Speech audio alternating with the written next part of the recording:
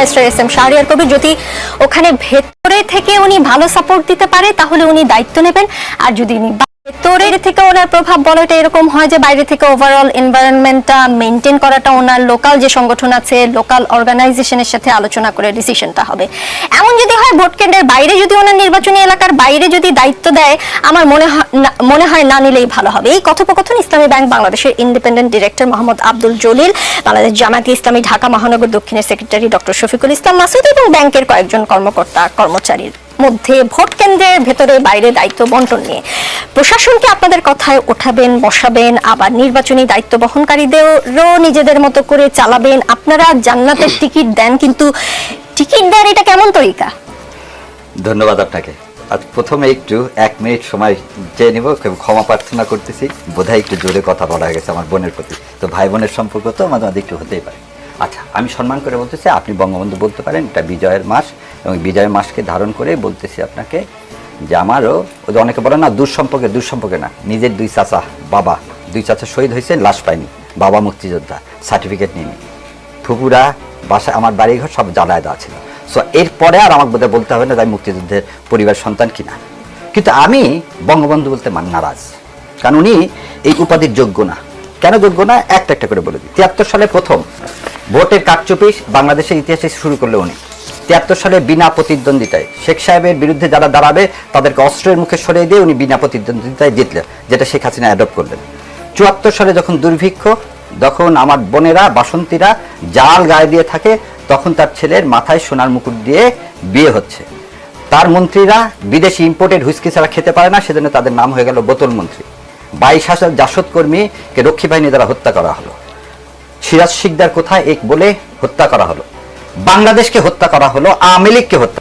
সেই লোক কোনোদিন বঙ্গবন্ধু হতে পারে না, কারণ সেই লোক এই দেশকে ইন্ডিয়ার হাতে তুলে দেওয়ার জন্যই পাকিস্তানের কাছ থেকে আমাদেরকে সরিয়ে ফেলে। সেই জন্যই আমাদের 36শে জুলাই আমরা সবসময় বলতেছি দ্বিতীয় স্বাধীনতা। ইসলামী ব্যাংক, এই ব্যাংকটা বোধহয় ভুলে গেছে সবাই, বোধহয় এস আলম লক্ষ লক্ষ কোটি টাকা এখান থেকে নিয়ে, কিন্তু এই ব্যাংকটা এখন কিচ্ছু নাই।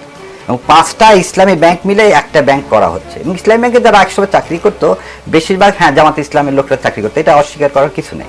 এবং যারা চাকরি করতো তারা বেতনের একটা টাকা কোথায় দিত? জামাত ইসলামকে দিত, এবং এটাকে বলা ইয়ানত।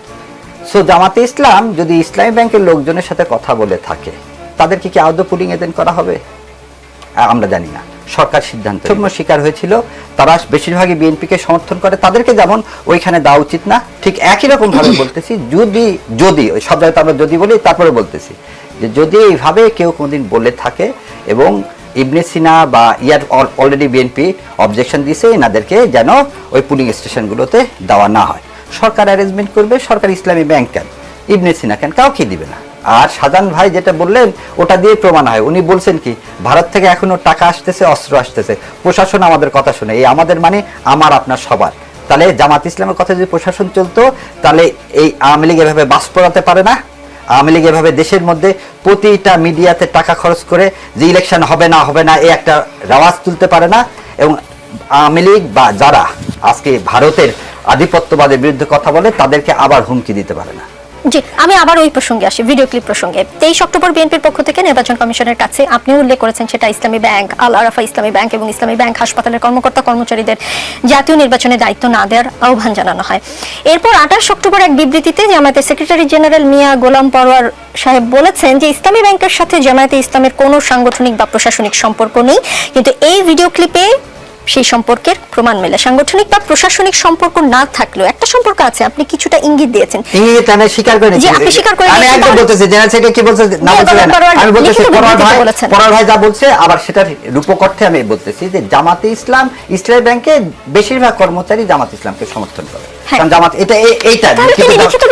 কিন্তু আমি আপনাকে বলি, জামাতে ইসলামের যে এমডি বা ডিএমডি যারা নিয়োগ হয়েছে, তারা বাংলাদেশ ব্যাংক থেকে নিয়োগ হয়েছে। আর আগেকার মতো আমার সৌদি আরবের শেয়ার হোল্ডারও নাই, সব শেয়ার তো কুক্ষিগত করে এস আলম সাহেব ওটা একটা শোনেন। ইসলামী ব্যাংক এখন রীতিমতো বার্ডেন, কারণ ইসলামী ব্যাংকের এলসি অনার হয় না। আমি জানি না বোন আপনি জানেন কিনা, যে 5টা ইসলামী ব্যাংকের কথা বলছেন, একটা ব্যাংকের এলসি অনার হয় না। দেশে একটা অস্থিরতা চলতি হচ্ছে, সেইখানে যদি সরকার মনে করে, আমাদের সরকার সাহেব বাহাদুরও আছে, দেশের নির্বাচনের স্বার্থে যেটা করতে হবে সেটা করবে এবং বাংলাদেশ জামাত ইসলাম অবশ্যই সেখানে সমর্থন করবে বলে আমি আশা করি। স্যার তিনি আজকে একটি পোস্টে বলেছেন যে অগ্রণী ব্যাংক পিএলসির কর্মকর্তারাও সেখানে অংশগ্রহণ করেছেন। আমি তো দেখতে পাচ্ছি এখন জামাত ইসলামী বোধহয় সব ব্যাংকের লোকদের সাথে কোনো একটা বিশেষ গোপন সম্পর্ক তৈরি করেছে কিনা এটা ইনভেস্টিগেশন করলেই বোঝা যাবে।